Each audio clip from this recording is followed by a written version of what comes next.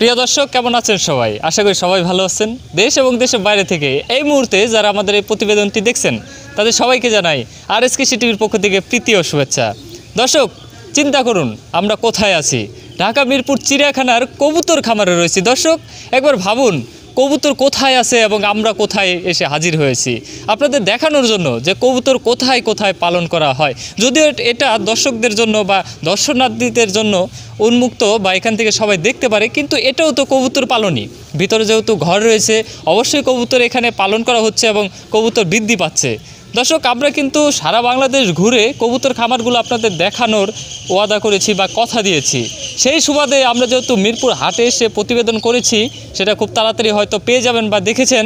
আমরা চিন্তা করলাম চিড়িয়াখানার মধ্যেও তো কবুতর খামার আছে, এটা কেন বাদ যাবে। দর্শক, আমরা খুঁজে বের করতে একটু কষ্ট হয়েছে যে কোন সাইডে এই কবুতর খামারটি আছে।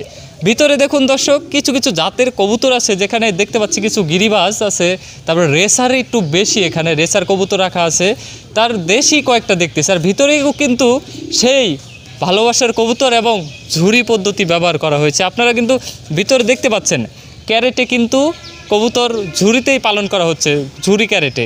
তো আপনারা একবার চিন্তা করুন, চিড়িয়াখানার মতো জায়গায় যদি ঝুড়িতে কবুতর পালন করতে পারে, তাহলে আপনি কেন পারবেন না?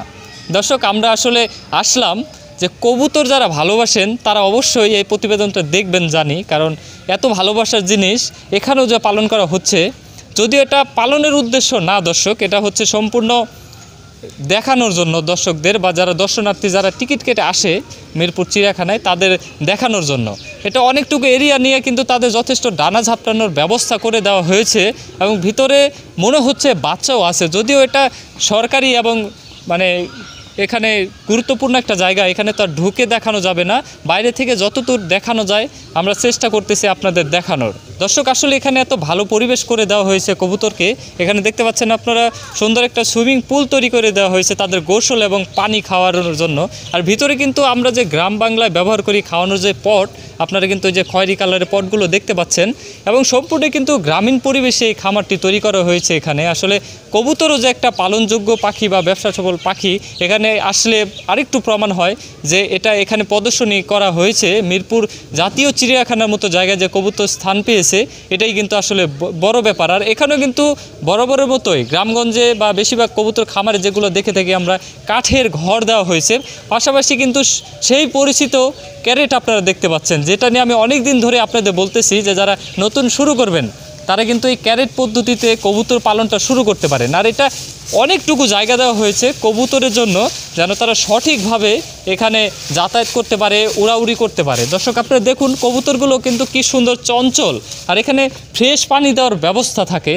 এবং দেখুন প্রতিটা ঘরেই কি সুন্দর কবুতর বসে আছে এবং দারুণ লাগতেছে। কিন্তু দর্শক, আমরাও কিন্তু এখানে আসতে পেরে অনেক খুশি যে আপনাদের যেহেতু কবুতরের প্রতিবেদন আমি নিয়মিত দেখাই, যেহেতু চেষ্টা করব সারা দেশ ঘুরে বিভিন্ন রকম পদ্ধতি আপনাদের সামনে উপস্থাপন করার, তাহলে এই সুন্দর চিড়িয়াখানার এই কবুতর খামারটি কীভাবে মিস করি। দর্শক, জানি না এর আগে কোনো ভিডিওতে বা কোনো খামারি বা কোনো ইউটিউবার আপনাদের এই কবুতরের খামারটি ভিডিও করে দেখাতে পেরেছে কি না। তবে আমরা চেষ্টা করেছি আপনাদের এই ছোট ভিডিওর মাধ্যমে দেখানোর যে আসলে কবুতর কতটা ভালোবাসার জিনিস। যারা কবুতর পালন করেন তারা অবশ্যই ভিডিওটি দেখবেন এবং আপনাদের প্রিয়জনদের দেখাবেন যে সব জায়গায় কবুতর আছে, আপনাদের কবুতর পালন করা উচিত। কবুতর পালন করলে আপনারা একসময় কবুতর থেকে ব্যাপক পরিমাণের চাহিদাপূর্ণ বা ব্যাপক পরিমাণের আয় উন্নতি করতে পারবেন। দর্শক, এখানে এসে আরেকটা জিনিস লক্ষ্য করলাম, জানি না এখানেও বরাবরের মতো সব খামারের মতো রোগবালাই হয় কি না, এটা নিয়ে একটু টেনশনে আছি বা একটু চিন্তা হচ্ছে। যেহেতু প্রচুর পরিমাণে কবুতর, দেখে মনে হচ্ছে কম পক্ষে 30 থেকে 40 জোড়া কবুতর আছে এখানে দর্শক। কারণ ঘরগুলোর মধ্যে আপনারা দেখতেছেন শুধু কবুতর আর কবুতর, কিন্তু বেশিরভাগই এখানে দেখতেছি রেসার কবুতর আর কিছু গিরিবাজ আছে, ঢাকায় গিরিবাজ এখানে কিন্তু উপস্থিত রয়েছে। এবং আপনারা কিন্তু যারা কবুতর প্রেমী, কবুতর ভালোবাসেন, তারা হয়তো এই ভিডিওটি অনেক স্বাচ্ছন্দ্যে দেখবেন এবং আপনারা অনেক ভালোবেসে আমাদের যে পাশে রয়েছেন, এটাই কিন্তু আমাদের সফলতা। আপনারা ভালোবেসে সবসময় এভাবে আমাদের পাশে থাকবেন।